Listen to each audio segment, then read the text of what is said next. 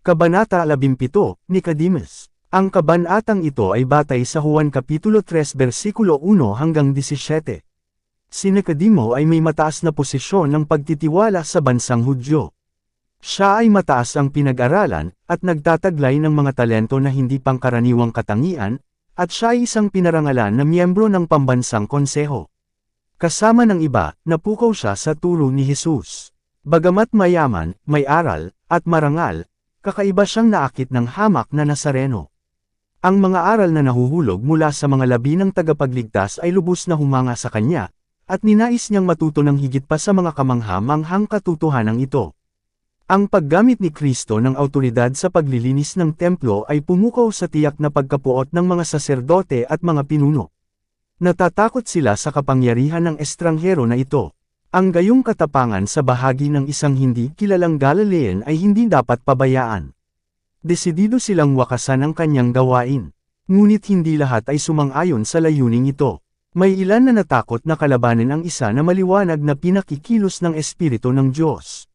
Naalala nila kung paano pinatay ang mga propeta dahil sa pagsaway sa mga kasalanan ng mga pinuno sa Israel.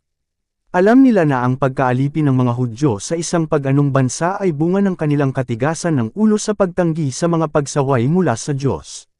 Nangamba sila na sa pagbabalak laban kay Jesus ang mga saserdote at mga pinuno ay sumusunod sa mga hakbang ng kanilang mga ama, at maghahatid ng mga bagong kapahamakan sa bansa. Ibinahagi ni Nicodemus ang mga damdaming ito. Sa isang konseho ng Sanhedrin, nang isaalang-alang ang landas na tatahakin tungo kay Jesus, pinayuhan ni Nicodemo ang pag-iingat at pagiging mahinahon. Hinimok niya na kung si Jesus ay talagang pinagkalooban ng awtoridad mula sa Diyos, mapanganib na tanggihan ang kanyang mga babala. Ang mga saserdote ay hindi nang ahas na baliwalain ang payong ito, at sa panahong iyon ay hindi sila gumawa ng hayagang hakbang laban sa tagapagligtas. Mula nang marinig ni Nicodemo si Jesus, buong pananabik na pinag-aralan ni Nicodemo ang mga hula na may kaugnayan sa Mesiyas. At habang siya'y naghanap, lalong lumalakas ang kanyang pananalig na ito ang isa na darating. Kasama ng marami pang iba sa Israel, siya ay labis na nabagabag sa kalapastanganan ng templo. Saksi siya sa eksena ng itaboy ni Jesus ang mga bumibili at nagtitinda, nakita niya ang kahangahangang pagpapakita ng banal na kapangyarihan, nakita niya ang tagapagligtas na tinatanggap ang mga dukha at nagpapagaling ng mga may sakit, nakita niya ang kanilang mga tingin ng kagalakan, at narinig ang kanilang mga salita ng papuri, at hindi siya makapag-alinlangan na si Jesus na taga Nazareth ay ang isinugo ng Diyos. Lubos niyang ninanais ang isang pakikipanayam kay Jesus, ngunit umiwas sa paghahanap sa kanya ng hayagan. Masyadong nakakahiya para sa isang pinuno ng mga Hudyo na kilalanin ang kanyang sarili bilang pakikiramay sa isang guro na hindi pa gaanong kilala. At kung ang kanyang pagdalaw ay dumating sa kaalaman ng Sanhedrin, ito ay magdadala sa kanya ng kanilang panunuya at pagtuligsa. Napagpasyahan niya sa isang lihim na panayam, na idinadahilan ito sa kadahilanan na kung haharap siya ng hayagan, maaaring sundin ng iba ang kanyang halimbawa. Natutuhan sa pamamagitan ng espesyal na pagtatanong ang lugar ng pagre-retiro ng tagapagligtas sa bundok ng mga Olibo, naghintay siya hanggang sa ang lungsod ay tumahimik sa antok, at pagkatapos ay hinanap siya. Sa presensya ni Kristo, si Nicodemo ay nakadama ng kakaibang pagkamahiyain, na sinikap niyang itago sa ilalim ng hangin ng katahimikan at dignidad. Rabi, ang sabi niya, alam namin na ikaw ay isang guro na nagmula sa Diyos, sapagkat walang sinumang makakagawa nitong mga himalang iyong ginagawa, maliban kung ang Diyos ay. Sumaka niya, sa pagsasalita tungkol sa mga pambihirang kaloob ni Kristo bilang isang guro, at gayon din sa kanyang kahangahangang kapangyarihang gumawa ng mga himala, umaasa siyang magbibigay daan para sa kanyang pakikipanayam. Ang kanyang mga salita ay idinisenyo upang ipahayag at mag-anyaya ng pagtitiwala, ngunit talagang nagpahayag sila ng kawalan ng paniniwala. Hindi niya kinilala na si Jesus ang Mesiyas, ngunit isang guro lamang na ipinadala ng Diyos. Sa halip na kilalanin ang pagbiting ito, itinuon ni Jesus ang kanyang mga mata sa nagsasalita, na parang binabasa ang kanyang kaluluwa. Sa kanyang walang hanggang karunungan ay nakita niya sa kanyang harapan ang isang naghahanap ng katotohanan.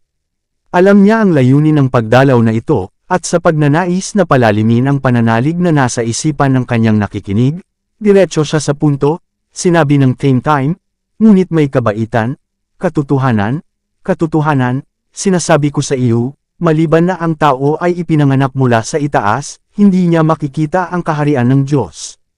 Juan Kapitulo 3 versikulo 3, margin. Si Nicodemus ay lumapit sa Panginoon na nag-iisip na makipag-usap sa kanya, ngunit inihayag ni Jesus ang pundasyon ng mga alituntunin ng katotohanan. Sinabi niya kay Nicodemus, hindi teoretikal na kaalaman ang kailangan mo ng higit kaysa espiritual na pagbabagong buhay. Hindi mo kailangang masiyahan ang iyong kuryosidad, ngunit magkaroon ng bagong puso. Dapat kang tumanggap ng bagong buhay mula sa itaas bago mo mapahahalagahan ang mga bagay sa langit. Hanggang sa maganap ang pagbabagong ito, na ginagawang bago ang lahat ng bagay, ito ay magreresulta sa walang makatipid na kabutihan para sa iyo na talakayin sa akin ang aking autoridad o ang aking misyon. Narinig ni Nicodemus ang pangangaral ni Juan Bautista tungkol sa pagsisisi at bautismo, at itinuro ang mga tao sa isang dapat magbinyag sa banal na espiritu. Siya mismo ay nadama na may kakulangan ng espiritualidad sa mga Hudyo, na, sa isang malaking antas, sila ay kontrolado ng pagkapanatiko at makamundong ambisyon. Siya ay umaasa para sa isang mas mahusay na kalagayan ng mga bagay sa pagdating ng Mesiyas. Gayunpaman, ang mensahe ng Baptist ay nabigo na gumawa sa kanya ng pananalig sa kasalanan. Siya ay isang mahigpit na pariso, at ipinagmamalaki ang kanyang sarili sa kanyang mabubuting gawa. Siya ay lubos na pinahahalagahan para sa kanyang kagandahang loob at kanyang pagiging bukas palad sa pagtaguyod ng paglilingkod sa templo, at nadama niyang ligtas siya sa pabor ng Diyos. Nagulat siya sa pag-iisip ng isang kaharian na napakalinis para makita niya sa kanyang kasalukuyang estado. Ang figure ng bagong kapanganakan, na ginamit ni Jesus, ay hindi lubos na pamilyar kay Nicodemo. Ang mga nagbalik loob mula sa pagano tungo sa pananampalataya ng Israel ay kadalasang inihahambing sa mga batang kasisilang pa lamang. Sa makatuwid, tiyak na naunawaan niya na ang mga salita ni Kristo ay hindi dapat kunin sa literal na kahulugan. Ngunit dahil sa kanyang kapanganakan bilang isang Israelita ay itinuring niya ang kanyang sarili bilang isang tiyak na lugar sa kaharian ng Diyos. Pakiramdam niya ay hindi niya kailangan ng pagbabago. Kaya naman nagulat siya sa mga salita ng tagapagligtas. Naiirita siya sa malapit nilang paglapat sa sarili. Ang pagmamataas ng pariso ay nakikipagpunyagi laban sa tapat na hangarin ng naghahanap ng katotohanan. Siya ay nagtaka na si Kristo ay dapat makipag-usap sa kanya tulad ng kanyang ginawa, hindi ginagalang ang kanyang posisyon bilang tagapamahala sa Israel. Nagulat sa kanyang pagmamayari, sinagot niya si Kristo sa mga salitang puno ng kabalintunaan, paano may panganganak ang isang tao kung siya ay matanda na?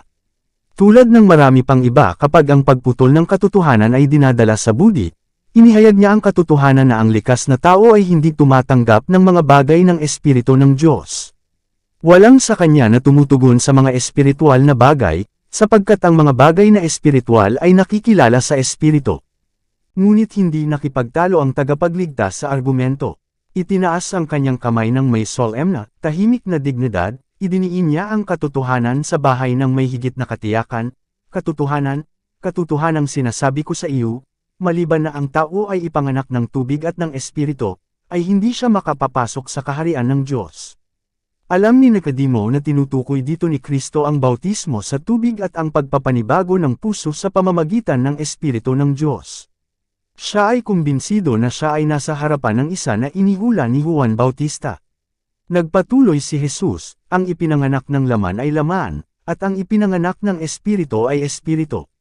Sa likas na katangian ng puso ay masama, at sino ang makapaglalabas ng malinis na bagay mula sa marumi?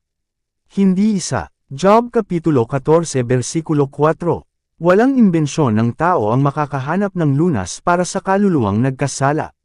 Ang pag-iisip ng laman ay pakikipagalit laban sa Diyos, sapagkat hindi napapailalim sa kautusan ng Diyos, ni hindi nga maaari.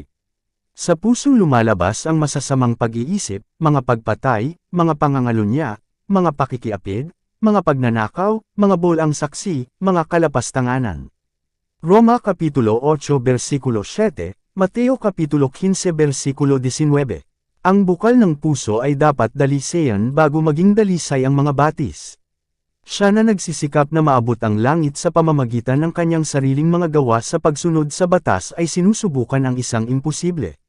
Walang kaligtasan para sa isa na mayroon lamang legal na relihiyon, isang anyo ng kabanalan. Ang buhay ng Kristiyano ay hindi pagbabago o pagpapabuti ng dati, kundi pagbabago ng kalikasan. May kamatayan sa sarili at kasalanan, at isang bagong buhay sa kabuuan. Ang pagbabagong ito ay maidudulot lamang sa pamamagitan ng mabisang paggawa ng banal na espiritu. Ang hangin ay naririnig sa gitna ng mga sanga ng mga puno, kinakaluskos ang mga dahon at bulaklak, gayon may hindi nakikita, at walang nakakaalam kung saan ito nanggaling o kung saan ito pupunta. Kaya sa gawain ng banal na espiritu sa puso, hindi na ito maipaliwanag pa sa mga galaw ng hangin. Maaaring hindi masabi ng isang tao ang eksaktong oras o lugar, o matuntan ang lahat ng mga pangyayari sa proseso ng pagbabagong loob, ngunit hindi ito nagpapatunay na siya ay hindi na pagbagong loob. Sa pamamagitan ng isang ahensyang hindi nakikita gaya ng hangin, si Kristo ay patuloy na gumagawa sa puso. Unti-unti, marahil nang hindi namamalayan sa tumatanggap, ang mga impresyon ay nagagawa na may posibilidad na ay lapit ang kaluluwa kay Kristo. Ang mga ito ay maaaring matanggap sa pamamagitan ng pagninilay-nilay sa Kanya, sa pamamagitan ng pagbabasa ng banal na kasulatan, o sa pamamagitan ng pakikinig sa salita mula sa buhay na mangangaral.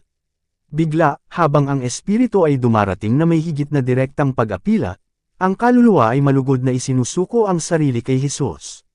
Sa pamamagitan ng marami ito ay tinatawag na biglaang pagbabagong loob, ngunit ito ay bunga ng mahabang panliligaw ng espiritu ng Diyos, isang matyaga, matagal na proseso. Habang ang hangin mismo ay hindi nakikita, ito ay gumagawa ng mga epekto na nakikita at nararamdaman.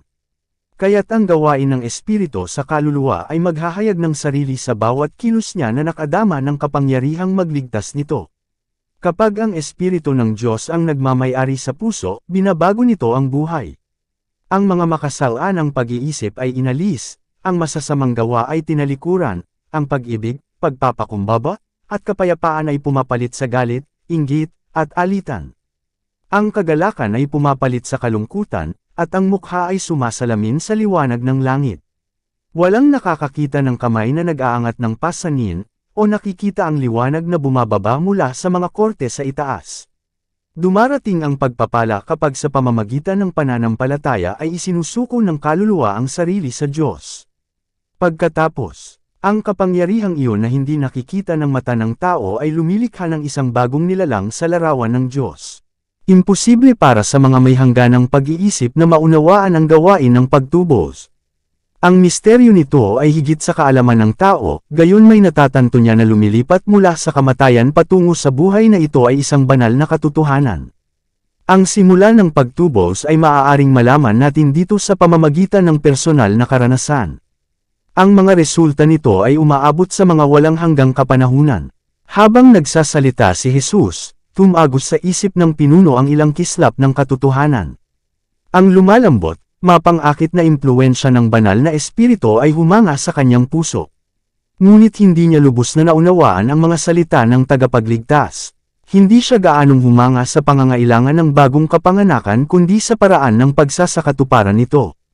Nagtataka niyang sinabi, paano mangyayari ang mga bagay na ito? Ikaw ba ay isang Panginoon ng Israel, at hindi mo nalalaman ang mga bagay na ito? Tanong ni Hesus. Tiyak na ang isang pinagkatiwalaan ng relihiyosong pagtuturo ng mga tao ay hindi dapat maging mangmang sa mga katotohanang napakahalaga. Ang kanyang mga salita ay naghatid ng aral na sa halip na makaramdam ng pagkairita sa mga payak na salita ng katotohanan, si Nicodemus ay dapat na magkaroon ng isang napakamapagpakumbaba na opinyon sa kanyang sarili, dahil sa kanyang espiritual na kamangmangan. Ngunit si Kristo ay nagsalita ng may gayong solemn na dignidad, at kapwa ang hitsura at tono ay nagpahayag ng gayong time na pag-ibig, na si Nicodemus ay hindi nasaktan nang mapagtanto niya ang kanyang nakakahiyang kalagayan. Ngunit habang ipinaliwanag ni Hesus na ang kanyang misyon sa lupa ay magtatag ng isang espiritual sa halip na isang temporal na kaharian, ang kanyang tagapakinig ay nabalisa. Nang makita ito, idinagdag ni Hesus, kung sinabi ko sa inyo ang mga bagay sa lupa, at hindi kayo naniniwala, paano kayo maniniwala kung sasabihin ko sa inyo ang mga bagay na makalangit? Kung hindi matanggap ni Nicodemo ang turo ni Kristo, na naglalarawan ng gawa ng biyaya sa puso, paano niya mauunawaan ang kalikasan ng kanyang maluwalhating kaharian sa langit? Sa hindi pagkilala sa kalikasan ng gawain ni Kristo sa lupa, hindi niya maintindihan ang kanyang gawain sa langit. Ang mga Hudyo na pinalayas ni Jesus mula sa templo ay nag-aangkin na mga anak ni Abraham, ngunit sila ay tumakas mula sa presensya ng tagapagligtas dahil hindi nila matiis ang kaluwalhatian ng Diyos na nahayag sa Kanya. Sa gayon ay nagbigay sila ng katibayan na hindi sila karapat-dapat sa pamamagitan ng biyaya ng Diyos na makibahagi sa mga sagradong paglilingkod sa templo. Sila ay masigasig na mapanatili ang isang anyo ng kabanalan, ngunit kanilang pinabayaan ang kabanalan ng puso. Habang sila ay mga stickler para sa liham ng batas, palagi nilang nilalabag ang diwa nito. Ang kanilang malaking pangangailangan ay ang mismong pagbabagong ipinaliwanag ni Kristo kay Nicodemo, isang bagong moral na kapanganakan, isang paglilinis mula sa kasalanan, at isang pagpapanibago ng kaalaman at kabanalan. Walang dahilan para sa pagkabulag ng Israel tungkol sa gawain ng pagbabagong buhay. Sa ilalim ng inspirasyon ng banal na espiritu, isinulat ni Isaias, tayong lahat ay parang maruming bagay, at lahat ng ating katwiran ay parang maruruming basahan. Nanalangin si David, likhaan mo ako ng malinis na puso, O Diyos, at magbago ng isang matuwid na espiritu sa loob ko. At sa pamamagitan ni Ezekiel ay ibinigay ang pangako, bibigyan ko rin kayo ng bagong puso, at ilalagay ko sa loob ninyo ang isang bagong espiritu, at aking aalisin ang batong puso sa inyong laman, at bibigyan ko kayo ng pusong laman. At aking ilalagay ang aking espiritu sa loob ninyo, at palalakidin ko kayo sa aking mga palatuntunan. Isaias Kapitulo 64 versikulo 6, Awit Kapitulo 51 versikulo 10, Ezekiel Kapitulo 36 versikulo 26, 27. Binasa ni Nicodemus ang mga banal na kasulatang ito ng may madilim na pag-iisip, ngunit ngayon ay nagsimula na siyang maunawaan ang kanilang kahulugan. Nakita niya na ang pinakamahigpit na pagsunod sa titik lamang ng kautusan na ikinakapit sa panlabas na buhay ay hindi makapagbibigay ng karapatan sa sinumang makapasok sa kaharian ng langit. Sa pagtataya ng mga tao, ang kanyang buhay ay naging makatarungan at marangal, ngunit sa harapan ni Kristo nadama niya na ang kanyang puso ay marumi, at ang kanyang buhay ay hindi banal. Si Nicodemus ay inilalapit kay Kristo. Habang ipinaliwanag sa kanya ng tagapagligtas ang tungkol sa bagong pagsilang, hinangad niyang may sigawa ang pagbabagong ito sa kanyang sarili. Sa anong paraan ito maisa sa katuparan? Sinagot ni Jesus ang hindi nasabi na tanong, kung paanong itinaas ni Moises ang ahas sa ilang, gayon din naman kailangang itaas ang anak ng tao, upang ang sinumang sumampalataya sa kanya ay hindi mapahamak, kundi magkaroon ng buhay na walang hanggan. Narito ang lupa kung saan pamilyar si Nicodemus. Ang simbolo ng itinaas na ahas ay naging malinaw sa kanya ang misyon ng tagapagligtas. Nang ang mga tao ng Israel ay namamatay sa tibaw ng maapoy na mga ahas, inutusan ng Diyos si Moises na gumawa ng isang ahas na tanso, at ilagay ito sa itaas sa gitna ng kapisanan. Pagkatapos ay ipinarinig ang salita sa buong kampo na ang lahat ng titingin sa ahas ay mabubuhay. Alam na alam ng mga tao na ang ahas mismo ay walang kapangyarihang tumulong sa kanila. Ito ay simbolo ni Kristo. Kung paanong ang imahe na ginawa sa wangis ng mapangwasak na mga ahas ay itinaas para sa kanilang pagpapagaling, gayon din ang isang ginawa, sa wangis ng makasalanang laman, ay magiging kanilang manunubos. Roma Kapitulo 8 versikulo 3. Itinuring ng marami sa mga Israelita na ang paglilingkod sa paghahain ay may kagalingan sa sarili upang palayain sila mula sa kasalanan. Nais ng Diyos na ituro sa kanila na wala itong halaga kaysa sa ahas na tanso.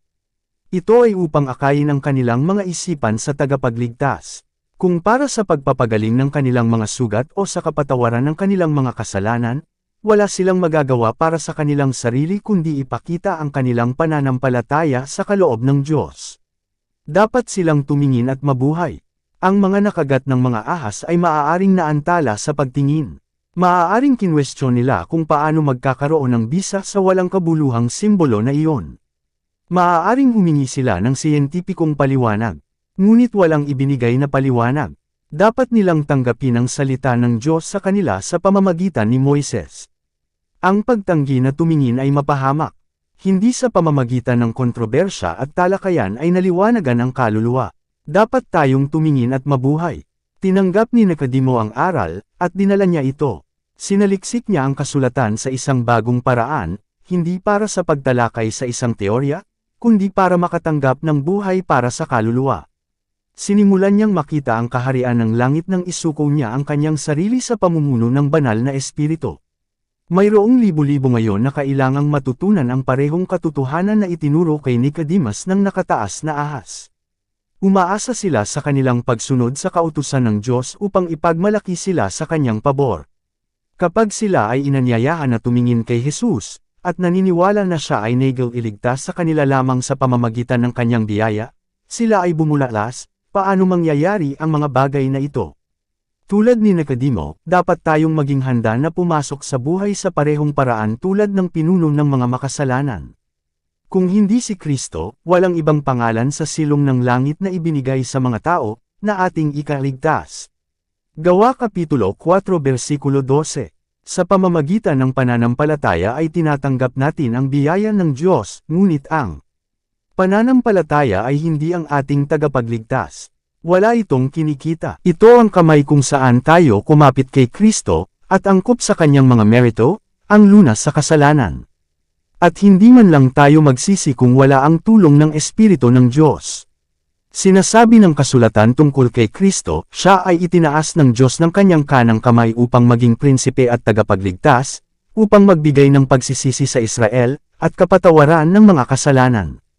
Gawa Kapitulo 5 versikulo 31. Ang pagsisisi ay nagmumula kay Kristo na kasing totoo ng pagpapatawad. Kung gayon, paano tayo maliligtas? Kung paanong itinaas ni Moises ang ahas sa ilang, gayon din ang anak ng tao ay itinaas, at ang bawat isa na nalinlang at nakagat ng ahas ay maaaring tumingin at mabuhay.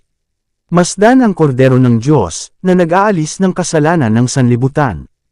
Juan Kapitulo 1 versikulo 29.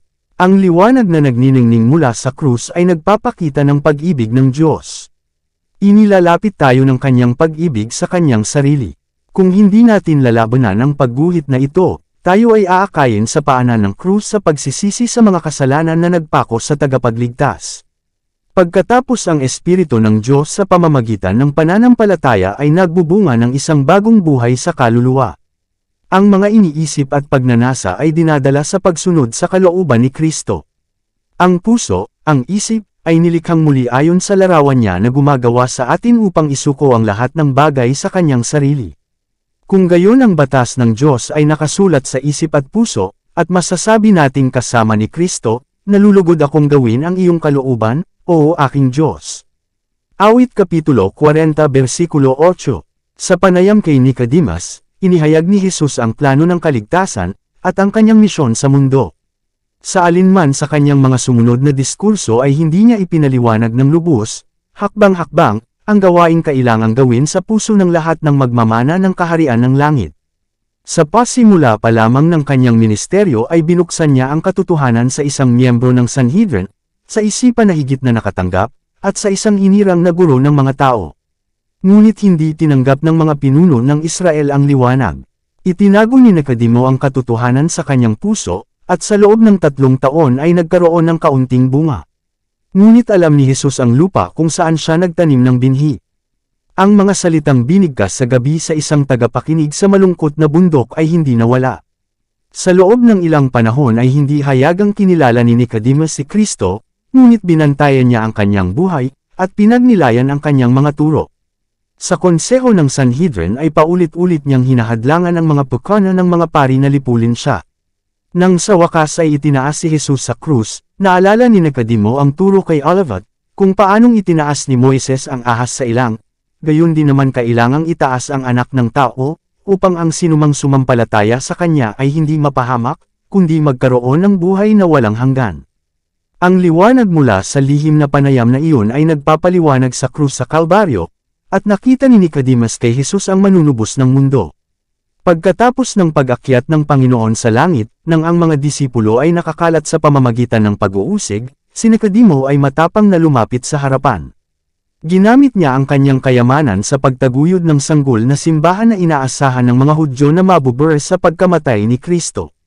Sa panahon ng panganib siya na naging napakaingat at nagtatanong ay matatag na parang bato, na naghihikayat sa pananampalataya ng mga disipulo, at naglalaan ng paraan upang isulong ang gawain ng Ebanghelyo. Siya ay hinamak at pinagyusig ng mga taong nagbigay galang sa kanya noong ibang mga araw. Siya ay naging mahirap sa mga kalakal ng mundong ito, gayon may hindi siya nanghina sa pananampalataya na nagsimula noong gabing iyon na kumperensya kay Jesus. Isinalaysay ni Nicodemus kay Juan ang kwento ng panayam na iyon, at sa pamamagitan ng kanyang panulat ito ay naitala para sa pagtuturo ng milyon-milyon. Ang mga katotohanang itinuro roon ay kasing halaga ngayon gaya noong solemn na gabing iyon sa makulimlim na bundok, nang ang Judeong pinuno ay dumating upang malaman ang paraan ng pamumuhay mula sa hamak na guro ng Galilea. Dito nagtatapos ang Kabanata 17. Para updated ka sa susunod na kabanata, ay huwag kalimutang mag-subscribe, mag-follow at mag-share sa ating channel Renilab TV. Maraming salamat po.